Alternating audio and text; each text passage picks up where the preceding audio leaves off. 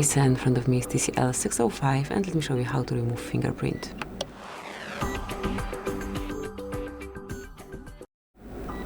So at first open the settings, then from main settings list select security and privacy, mark device unlock over here, go to face and fingerprint unlock, draw your unlock pattern if you have one. If you do use pin code or any other like password, any other privacy protection, just provide it. Now go to fingerprint and tap on the current one.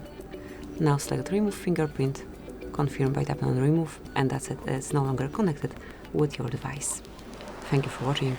Please subscribe our channel and leave the thumbs up.